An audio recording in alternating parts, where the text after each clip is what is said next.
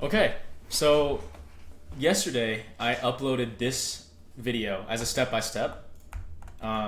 So this was kind of the V1 of automating like faceless shorts, right?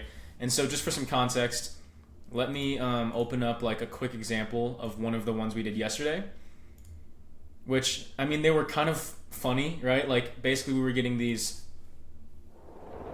Oh, that is not the one we meant to look at, sorry. Last night I woke up to the smell of waffles. I live alone, but my dog was sitting at the count paws closer. Right, so it's basically this concept of we were taking a story, so we were having this text be transcribed, and it was getting turned into, that was the narration, and then it was getting 4 5-second video clips. So like this one's about Nutley the squirrel. Nutley. The squirrel found an old map leading to the golden acorn. Racing through the forest, digging fast, he uncovered the disappointed at first. Right, so that was like bite. V1 because they were kind of cool. I mean, it depended if you wanted to do like animated ones weren't as good, but point of view like scary ones were actually kind of good. And as long as you were keeping the same style across those 4 videos, it was decent. But I started to think about the fact like this really just it isn't. You have some inconsistencies there with like making sure the text is around 20 seconds. Making sure each clip is actually, they all match. So I was like, you know what, that's V1. Let's try something else.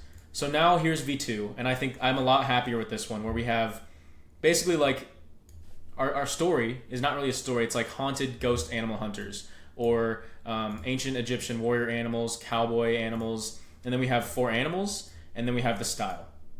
And so this is like something that I would actually comfortably more like push out on automated basis of saying, okay, I'm going to upload 3 of these a day as shorts, and they're going to have different animals, and they're going to be different styles, and you can there's so many combinations, it's unlimited. So here we have haunted ghost hunters. Let's click into this one. We have a hedgehog, we have a elephant, a penguin, and a fox. And so they're all adopting this different style, right? And also, as you notice, the audio, what we're doing is we're having the audio be generated as a 20-second clip based on this style. So that was haunted, it was wind blowing. This one is ancient Egyptian warriors, so let's take a look at this one. This audio is a little bit whack, but it's more about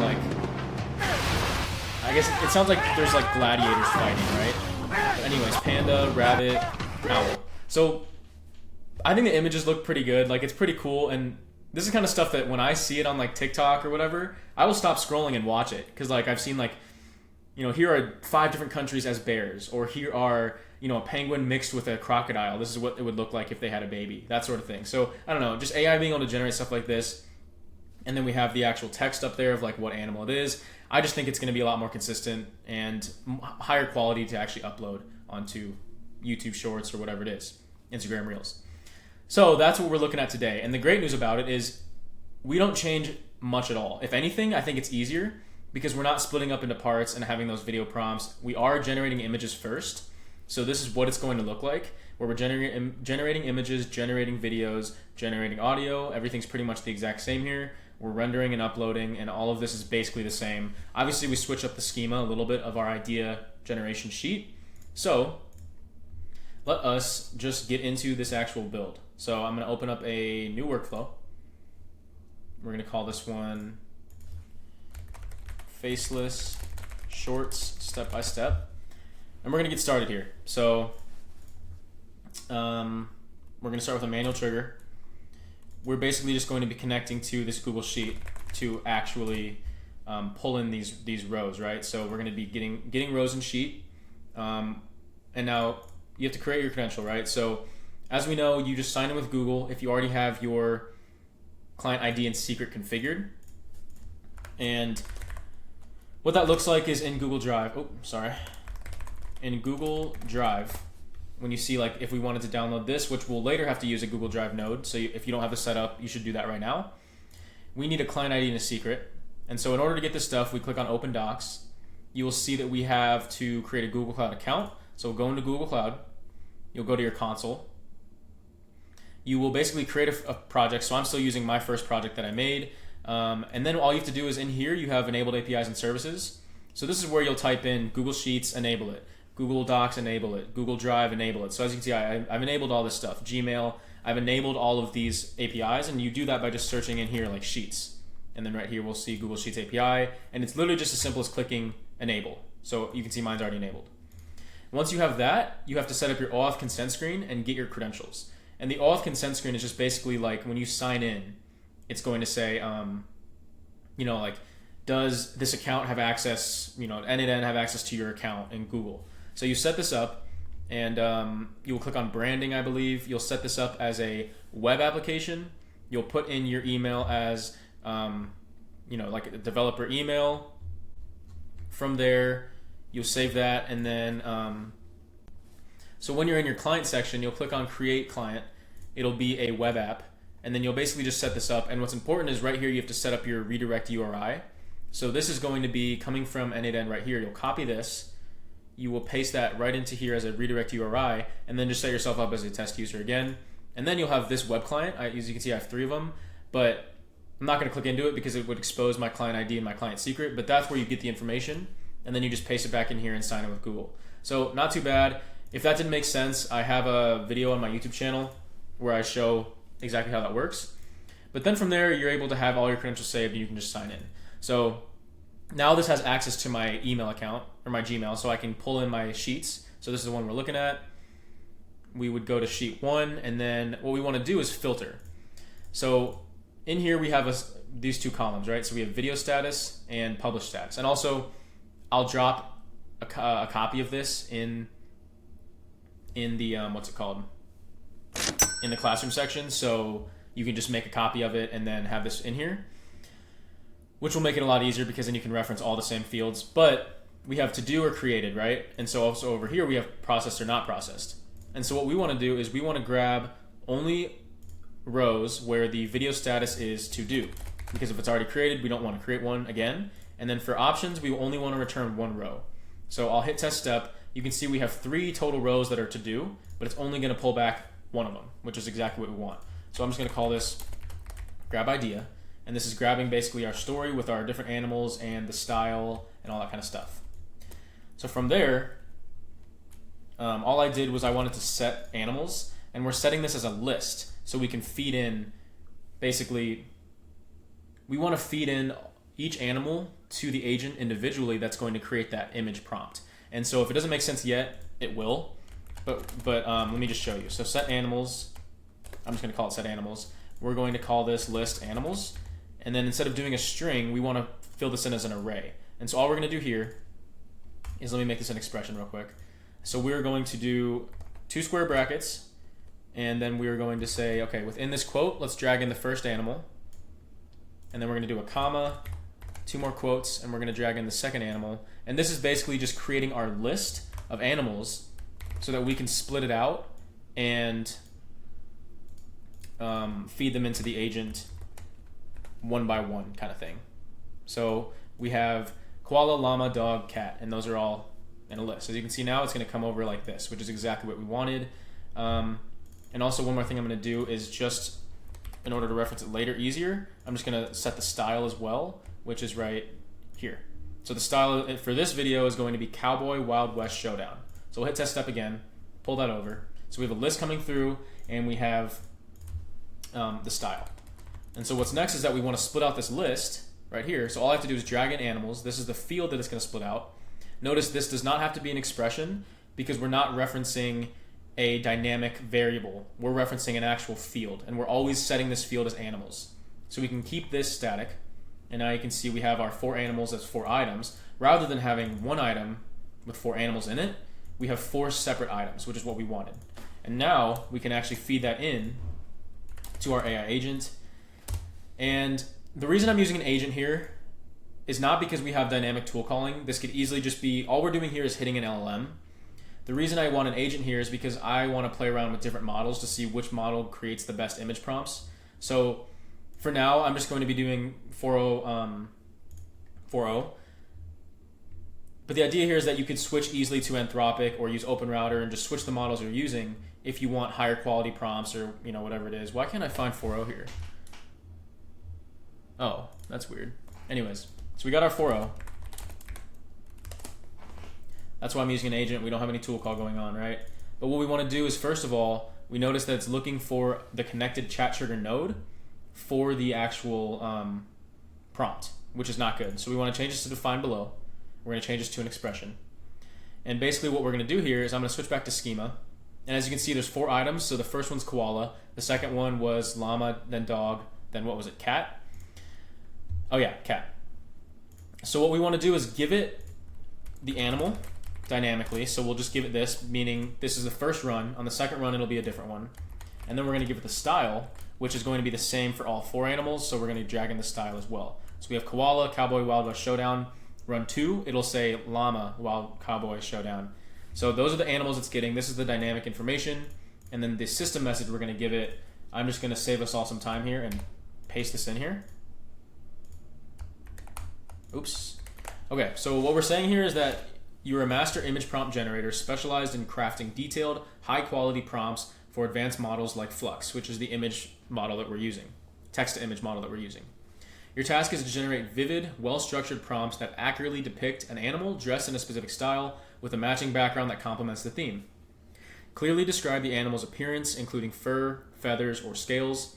Specify the output and accessories that reflect the given style, ensuring they fit naturally. Include details about the background that reinforce the style, creating a cohesive scene.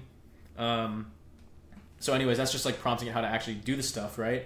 And then I also put never output quotation marks or new lines, because that would break the JSON later when we send over our request to the text-to-image generator. We're sending that over in a body parameter in JSON, and if we're sending that over with quotes or new lines, it's going to break the JSON. So we have this agentic prompting approach where we're using, hey, don't do this, but we also will bake in a code node after this that actually makes sure there's no new lines in there. So then we just gave it an example input. So you'd have like Fox and Cyberpunk, and then we gave it an actual output of what this would look like. I will have the prompt in there. The prompts will be in the, in the classroom section with this step-by-step as a text file. So you can get in there and play with them as well. Cool. So we're going to hit test step, and we should get 4 different items because it's going to do 1 run because there's 4 items feeding into this agent, as you can see. Oh, what in the world?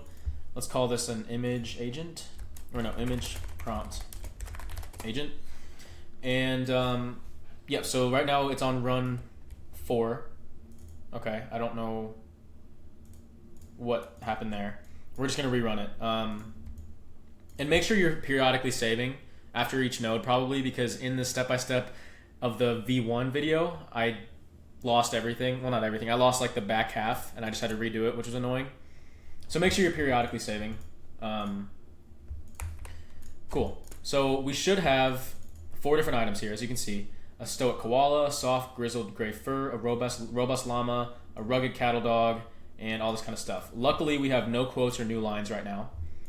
I am just going to throw this in here because based on the model, sometimes it will still throw in new lines. So when I was playing with Gemini Flash 2.0, that's what I had to throw this in here to remove new lines, because it was still putting them sometimes, even though I said not to. So now we have no new lines. Once again, that'll just make sure it's a code check, right? And then from there, I just wanted to grab another set field in order to just set these prompts, which we would just be able to say, hey, prompts, and we're just going to grab those from the 4-item output. So this, once again, should be grabbing 4 separate items. So we'll hit test step. We should see 4 different prompts coming out. And honestly, like in this output to this output to this output, nothing really changed. But this is just, I like to be able to have things to reference after the code node. So you could essentially get rid of these 2 steps, but I think for consistency and for just easier mapping, I like to do this. And so now let's bring it down, because we are now going to do our first HTTP request to our image generator. So this is going to be generate image. We know that it's going to be a post request, but let's first go to the documentation so we can actually look at that. So we have PyAPI, right? You're able to get your API key down here. API keys, you'll just basically create a new key and name it, and then you can copy that.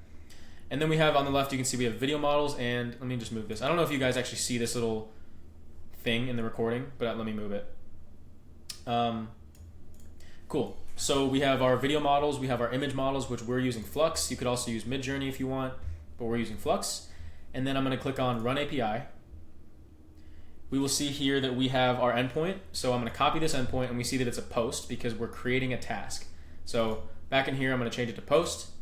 I'm going to type in or paste in that URL.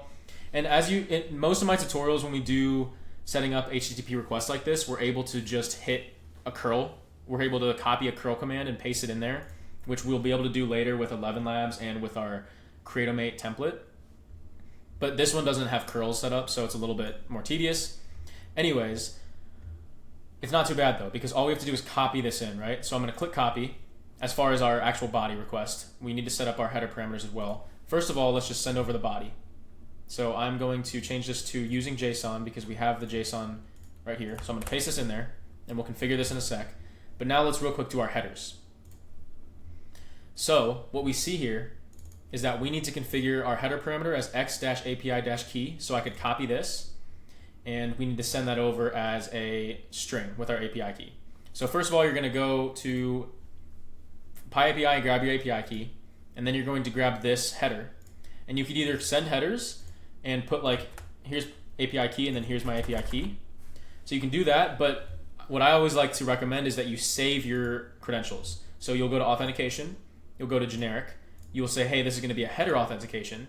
And then when you create a new one, if I go to my PyAPI key, you'll create a new one, and you will just basically do, hey, here's the header, here's my API key, and then name it so you know. And now it's always going to be saved. And we have to reference this later in 3 other nodes. So 4 nodes total will need this API key, so you might as well save it. And now let's see, the only thing we need to change really is we have the correct model, we have the correct task type. We want to change the width because these are going to be vertical shorts. So we're going to do 540 by 960. And then the prompt right now is going to be, it's creating 4 images of a little cat. We don't want that. We want this to be an expression, and that's exactly why we set these prompts, so we can just drag them straight in. So now we have a stoic koala, and this is going to run 4 times because there's 4 different prompts being fed in. So let me hit run on this guy. So now we have basically a success message from here that says, okay, you have these 4 items have been created. Here are the prompts for each one, but the status of them is pending. So we'll go to PyAPI, we will click on task history, we'll go to the model that we were just using, which is Flux, and now you can see that we have 4 items processing. Each one is costing almost 2 cents. And so these will take, as you can see, past runs, they take about maybe 30 seconds to run. So what we're going to do is we're going to add a wait, and we're going to say, in production, we would probably say this would be like 40 seconds. Let me see what I did on my other one. On the other one, I did 90 seconds. So just to be safe, I'll say 90 seconds. So just a reminder, we have to change this later. For testing, we can just make this 1. So we're going to test the step. Real quick, I'm just going to pin this data. And I'm just pinning it so that we don't have to regenerate images if we accidentally refresh and we need to run this whole workflow again. It'll save you cost, it'll save you time. So pin the generating images node. I'm going to go back to PyAPI. Let's refresh this and see if we actually have these finished up yet. Okay, so they're done. Now what we need to do is we need to get them. And so real quick, I'm just going to copy and paste this node just to save us time. Copy and paste your generate image node because we're going to be hitting almost the same endpoint. So I'm going to unpin this data. First of all, we're going to change this method to a get. Okay, so we're getting and we're not going to be sending, which means we don't need to send over a body parameter. Your header should already be saved if you set it up the way I did. And now all we need to do is we need to specify which task IDs are we getting. So at the end of this endpoint, I'm going to put a slash, change this to an expression, and I'm going to drag in the task ID from this wait node right at the end of there, and make sure there's no space after that slash. Now all I have to do is just call this like get images, and then just hit test step, and it's going to pull back all 4 images. You can see the status of them are now each completed. And what we can do is we can find the image URL, which is right here, and we can hit this off and see what it looks like. So here's our cowboy llama. Let's look at our cowboy koala up here. So there's our cowboy koala, right? We have all these pictures. They're all in the same theme of like, Wild West, you can see, which they look great. So now we have these images, and now what we want to do is we need to turn them into videos. So let's save that. I'm just going to pin this step as well. So we have our stuff pinned, and now let's make videos out of these images. So actually, once again, I'm going to take this node and copy and paste it. We'll hook it up here. And let's unpin this data so we can change stuff up. But we're going to be hitting the same endpoint. So let's go back into PyAPI.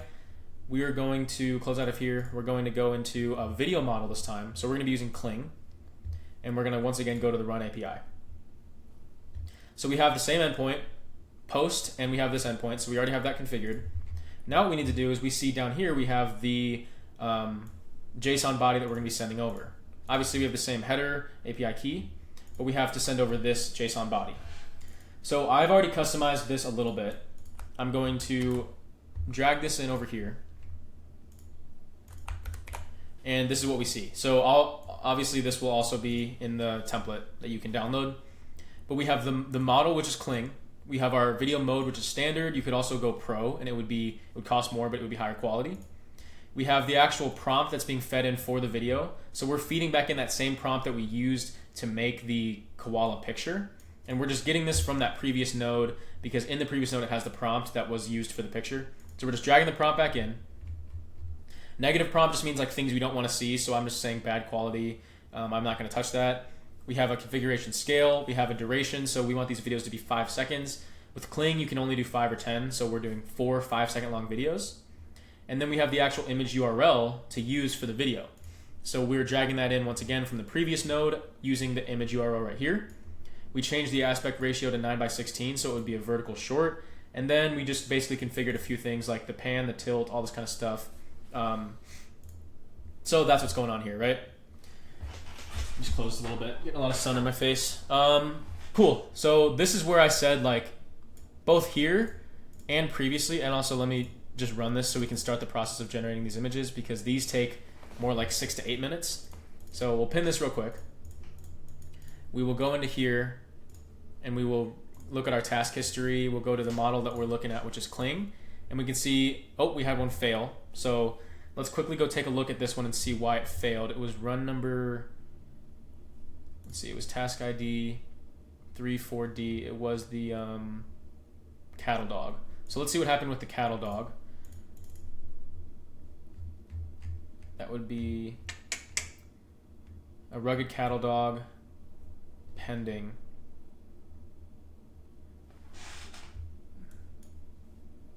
Yeah, we'll have to look into here. Let's see. Let's make sure we got the actual image back for the cattle dog. Aha. Okay, so if you notice here, oh wait, wrong node. The get images node. Let's look at this one. We just have to figure out why that request failed. So here's our image for the cattle dog. I mean, it looks fine to me. We have, you know, all 4 items over here are pending. The image URL is passed over. I don't see anything wrong with this actual. Yeah, I don't see anything wrong with the image. Honestly, I think it's just sometimes the endpoint. So yeah, we will come back into here and hopefully, I haven't really had that random fail happen. So not exactly sure why, but as you can see, like all of my past ones, they've all come through. So usually this is just an issue with like the actual request. Unfortunately, because this is like 4 items are coming in and 4 items are coming out, they all come through. Like you can't actually see the individual request. Well, maybe. Okay, yeah, we can look at item number 3. So this is the one that failed. What's different about this one? I mean, the JSON doesn't look like that should be an issue. Oh, wait. This is weird. There's only 3 items, and this is it goes straight from the llama, cattle dog, cat, but we don't have the koala. Or we do. Okay, no, we have all 4, because it counts from 0. Yeah, so not exactly sure what happened here. We'll probably just have to rerun it. But the idea is, of course, like we're going to be generating those videos. So let me change this real quick. Generating videos. So that's what's going on here. We would add another weight because these ones, as you can see, if I come back into the tasks, created at 112, 118, 118, 118, 118, 21, 26, 26, 26. Okay, so they're taking really about like 6 minutes. I'm going to come into here and we're just going to say this is going to be 8 minutes. So right now we're just going to have it be 1 second just for testing. But really we're going to have to change that to 8 minutes. And then once again, we're just going to copy this get images node because we're just going to be doing a get request. That sun was brutal. We're going to be doing a get request, so we'll unpin this. And we can already leave this configured as it is because all it's doing is it's taking the ID from the previous node. So this is already configured to get our videos. And we would just run this once we see that they're done in our PyAPI. So what I'm going to do real quick is I'm going to give this another run because I don't know why that third one failed. Yeah, so I'm going to go ahead and give this another run. We are going to basically just redo it. So I'm going to unpin this stuff. And we'll actually just see it flow through live. So it's going to generate a new set of videos. So let's hit run. And it should be pulling in that same row about the Wild West stuff. Yep. So it's going to generate those images, clean them up, send off those requests. Shoot, actually we need to change this to 1 minute real quick before that starts.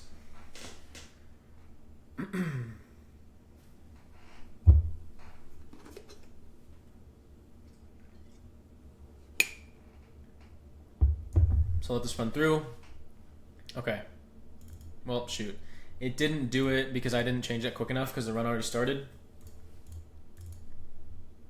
So actually this will be interesting to see what image URLs it got. If it got any. It didn't get any. Okay. So we're going to have to do another run. This is all work in progress, all part of testing. Unfortunately, I'm burning through credits. But those 4 all look like they're processing. Let's just take a look at one of the videos from earlier, which would be, here's a video URL. So we'll open this one up. And here is that cat video, Wild West. That looks great. We'll go look at another one that ran, which this one was the llama. Nice, nice. Okay, so that's like what they're looking like, right? So just got to figure out why that one failed down here. I'm not really sure why. What I'm going to do, like I said again, is I'm going to make sure that these are waiting the appropriate amount of time. So I'm going to change this one to 8 minutes real quick. And I'm just going to run this one once again because it's still able to grab these rows because what we'll do is after the video has been created, we're going to change this status to created and then it won't grab this row anymore. But for now, we're fine because we don't have that step. So I'm going to hit test workflow. We're going to just basically do this one more try, make sure we get all 4 videos back that are coming back from images. And then once we see that the whole thing is waiting, I'm just going to cut the video and we'll pick back up once we have our videos because then we have to just set up the actual flow of creating the audio and rendering it all together. So yeah, we'll just make sure that this request goes through nice and then I'm going to cut the video and we'll pick it up in, after this is done. So we'll see we have our 4 images. Let me just hop into PyAPI and check out our flux. 4 images all processing, nice. And obviously this is going to wait for about a minute. Okay, so the images got grabbed and they got fed into our generate video API. They're all pending. So let's just hop in here, make sure that they're all actually pending. Okay, so we have these 2 failed this time.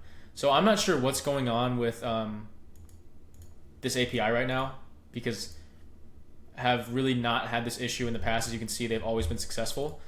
So I'm going to, cut the video here, troubleshoot it a little bit. We'll come back when we have an understanding of what's going on here.